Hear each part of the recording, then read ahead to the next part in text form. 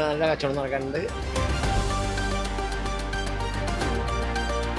അമ്മയുടെ കൂടെ ഇവിടെ മാർക്കറ്റിൽ വരുന്ന ഒരു ഫീൽ നൊസ്റ്റാൾജിയ. പഴയ കാലത്ത് എന്ന് പറഞ്ഞാൽ മാർക്കറ്റിലേക്ക് വരാൻ ആളുകൾ മടിച്ചിരുന്നു. രാത്രി എല്ലാവരും കടയൊക്കെ പൂട്ടിക്കഴിയുമ്പോൾ വന്നവർ ക്ലീൻ ചെയ്യും.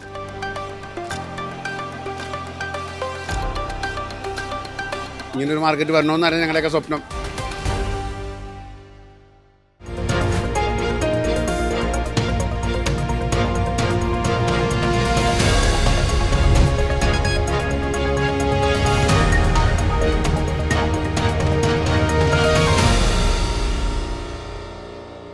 കൊച്ചിയുടെ മുഖച്ഛായ തന്നെ മാറ്റിയിരിക്കുകയാണ് പുതുക്കി പണിത എറണാകുളം മാർക്കറ്റ്. ദുർഗന്ധം വമിക്കുന്ന പൊട്ടിപ്പൊളിഞ്ഞ പഴയ എറണാകുളം മാർക്കറ്റിന് പകരം അന്താരാഷ്ട്ര നിലവാരത്തിലാണ് പുതിയ മാർക്കറ്റിന്റെ നിർമ്മാണം പൂർത്തിയാക്കിയിട്ടുള്ളത്. വിശാലമായ കാർ പാർക്കിംഗ് സൗകര്യമാണ് എടുത്തു പറയേണ്ട പ്രത്യേകത. കൊച്ചിൻ സ്മാർട്ട് മിഷന്റെ കീഴിൽ 72.69 കോടി രൂപ ബഡ്ജറ്റിൽ 3 നിലകളിലായി നിർമ്മിച്ചിരിക്കുന്ന പുതിയ മാർക്കറ്റിൽ 275 സ്റ്റാളുകളാണുള്ളത്. പുതിയ മാർക്കറ്റ് കെട്ടിടത്തിന്റെ ബേസ്മെന്റ് വാഹനങ്ങളുടെ പാർക്കിങ്ങിനും 1ാം നിലയിലെ സ്റ്റാളുകൾ നിലവിലുള്ള കച്ചവടക്കാർക്കായും അനുവദിച്ചിരിക്കുന്നു. മുകളിലത്തെ 2 നിലകളിൽ ഫുഡ് കോർട്ടുകൾ തുറക്കാനും CSML പദ്ധതിയിടുന്നുണ്ട്. ഇതോടെ ടൂറിസ്റ്റുകളും ന്യൂജൻ ഉപഭോക്താക്കളും ഇവിടേക്ക് ആകർഷിക്കപ്പെടുമെന്നുമാണ് അധികൃതർ കണക്കുകൂട്ടുന്നത്. പച്ചക്കറികളും പഴവർഗ്ഗങ്ങളും ഉൾപ്പെടെ ഒരു വീട്ടിലേക്ക് വേണ്ട സകലതും ഒരു സ്ഥലത്ത് നിന്ന് ഹോൾസെയിൽ വിലയിൽ വാങ്ങാം എന്നതാണ് എറണാകുളം മാർക്കറ്റിന്റെ പ്രത്യേകത.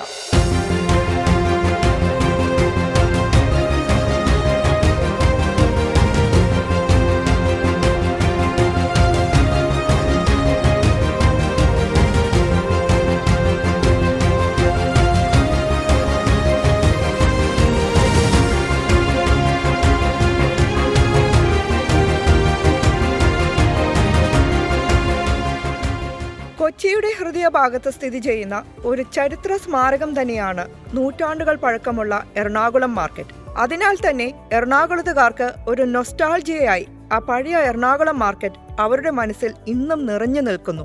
നമ്മുടെ നൊസ്റ്റാൾജിയാണ്. അമ്മയുടെ കൂടെ ഇവിടെ മാർക്കറ്റിൽ വരുന്ന ഒരു ഫീൽ നൊസ്റ്റാൾജിയ അനുഭവപ്പെടുന്നു.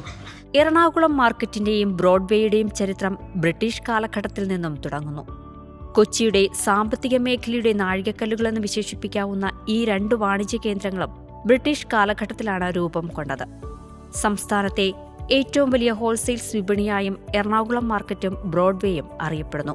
1800കളിൽ അതായത് ബ്രിട്ടീഷ് കാലഘട്ടത്തിൽ കൊച്ചിയിൽ വ്യാപാരം വളരെ വേഗത്തിൽ വളർന്നു. കൊച്ചി രാജാവ് യഹൂദ വ്യാപാരികൾക്ക് ഭൂമി വിട്ടു നൽകിക്കൊണ്ട് ഒരു മാർക്കറ്റ് സ്ഥാപിച്ചു. അതാണ് ഇന്നത്തെ എറണാകുളം മാർക്കറ്റ്. 18ാം നൂറ്റാണ്ടിന്റെ അവസാനത്തിൽ ബ്രിട്ടീഷ് ആധിപത്യത്തിനു ശേഷം നിർമ്മിച്ച ഒരു പൊതു വാണിജ്യ സൗകര്യം ആയിരുന്നു ഇത്. അക്കാലത്ത് തോടുകൾ വഴി സാധനങ്ങൾ കൊണ്ടുവന്ന് വിൽക്കുന്നതിനും കപ്പലിലേക്ക് കയറ്റുന്നതിനുമുള്ള ഒരു ജലാധിഷ്ഠിത വിപണിയായി എറണാകുളം മാർക്കറ്റ് നിലകൊണ്ടു. 1950കളിൽ ഉണ്ടായ തീപിടുത്തം മൂലം മാർക്കറ്റിന്റെ ഒരു വലിയ ഭാഗം കത്തിനശിച്ചിരുന്നു. ശേഷം 1976-ൽ കൊച്ചിൻ കോർപ്പറേഷൻ എറണാകുളം മാർക്കറ്റ് പുനർനിർമ്മിക്കുകയായിരുന്നു. മുൻകാലങ്ങളിൽ മട്ടാഞ്ചേരിയിലായിരുന്നു പ്രധാന കച്ചവട കേന്ദ്രം.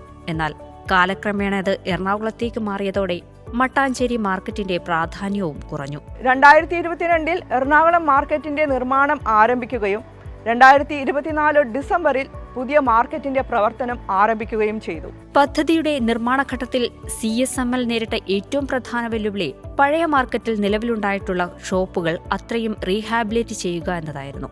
ഇതിനായി 5.5 കോടി രൂപ ചെലവിൽ 1.5 ഏക്കറോളം വരുന്ന ഒരു സ്ഥലം കണ്ടുപിടിക്കുകയും ഇലക്ട്രിസിറ്റി ഉൾപ്പെടെ എല്ലാ സൗകര്യങ്ങളും നൽകിക്കൊണ്ട് താൽക്കാലികമായി കച്ചവടക്കാരെ അങ്ങോട്ട് മാറ്റുകയും ചെയ്തു.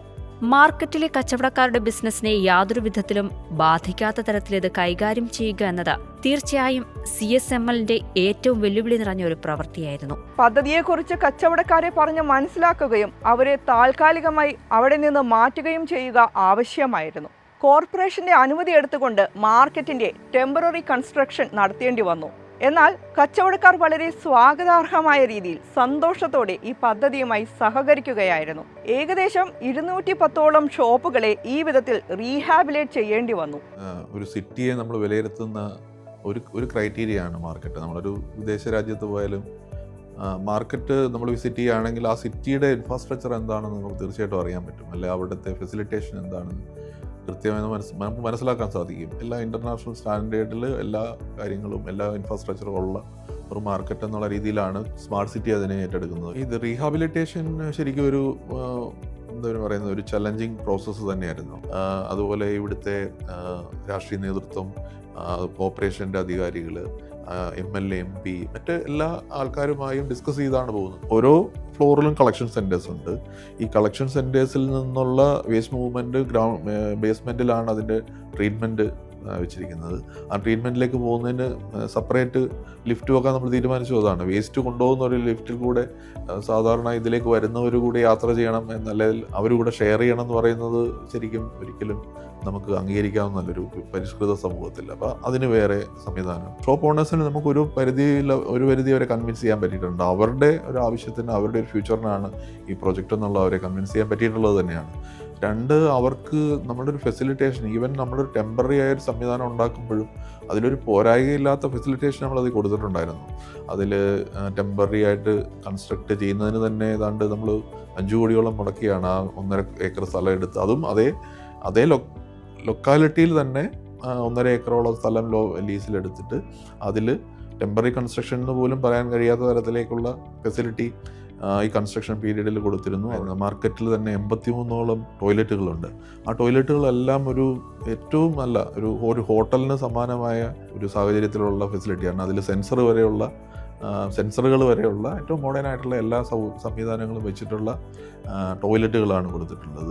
എല്ലാ ഷോപ്പിലും ഫാനും അതുപോലെ ലൈറ്റും മറ്റു കാര്യങ്ങളും ഒക്കെ ഈ പ്രൊജക്റ്റിൻ്റെ ഭാഗമായിട്ട് തന്നെ കൊടുത്തിട്ടുണ്ട്. നമ്മുടെ ഒരു സിറ്റിയിൽ വരുന്ന ഒരാൾ ഒരു മാർക്കറ്റിനെ വന്ന് കണ്ട് വിലയിരുത്തുകയാണെങ്കിൽ, ഈവൻ ടൂറിസത്തിൽ പോലും ആ ഒരു സിറ്റിയെക്കുറിച്ച് ഉണ്ടാകുന്ന ഇംപ്രഷൻ അവർ ഈ തരത്തിലുള്ള മറ്റു പലരുമായി ഷെയർ ചെയ്യും. അങ്ങനെ ഷെയർ ചെയ്യുന്നത് നമ്മുടെ സിറ്റിക്ക് എന്തുകൊണ്ടും നല്ലതാണ്. ഈ ഒരു കൊമേഴ്ഷ്യലായിട്ട് വ്യാപാരവും മറ്റു കാര്യങ്ങളും ചെയ്യുന്നതിനുള്ള ഒരു ഫെസിലിറ്റേറ്റിംഗ് സെൻറ്റർ എന്നുള്ള രീതി നല്ലതാണ്.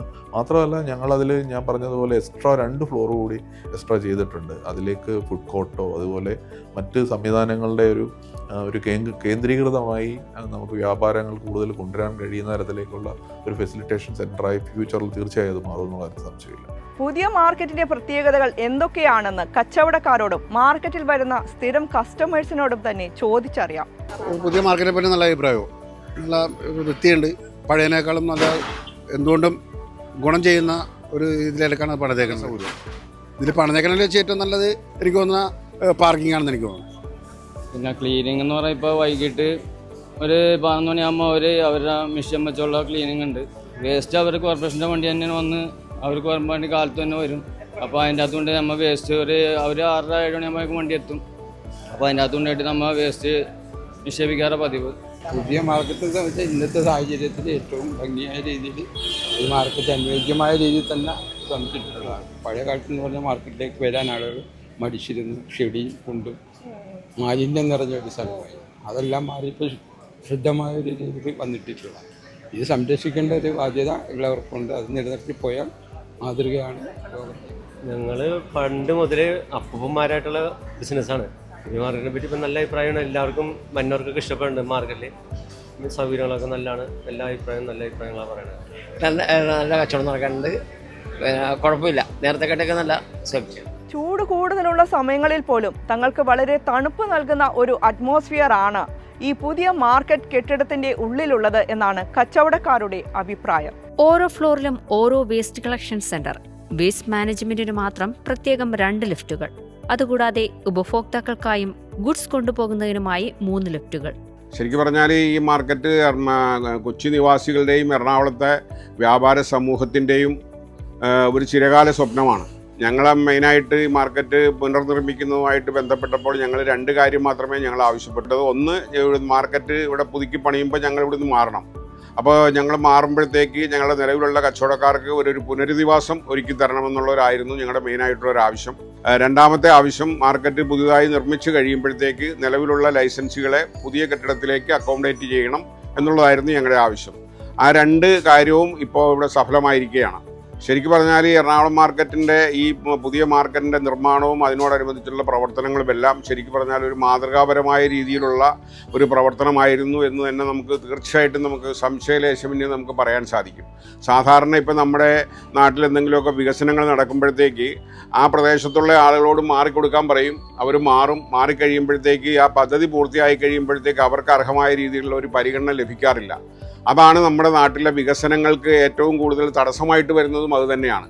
പക്ഷേ ഇവിടെ അതിന് മറിച്ച് രാഷ്ട്രീയത്തിന് അതീതമായി എല്ലാവരും നമ്മുടെ എറണാകുളത്തെ ജനസമൂഹത്തിൻ്റെ ഒരു ആവശ്യമായിട്ട് കണക്കിലെടുത്തുകൊണ്ട് എല്ലാവരും ഇതുമായിട്ട് സഹകരിച്ചു. കാരണം രാഷ്ട്രീയ ഭേദമന്യേ എല്ലാ പാർട്ടികളും സഹകരിച്ചു, വ്യാപാരികൾ സഹകരിച്ചു, ഇവിടുത്തെ പൊതുസമൂഹം സഹകരിച്ചു, അതുപോലെ ട്രേഡ് യൂണിയൻ സഹകരിച്ചു, എല്ലാവരും അതുപോലെ സഹകരിച്ചു. ഇപ്പം നമ്മുടെ കേരളത്തിൽ എനിക്ക് തോന്നുന്നു ആദ്യത്തെ സംഭവമായിരിക്കും ഇവിടെ മൾട്ടി ലെവൽ പാർക്കിംഗ് ഇതുപോലുള്ള ഒരു മാർക്കറ്റിൽ സംഘടിപ്പിക്കുക എന്നുള്ളത്.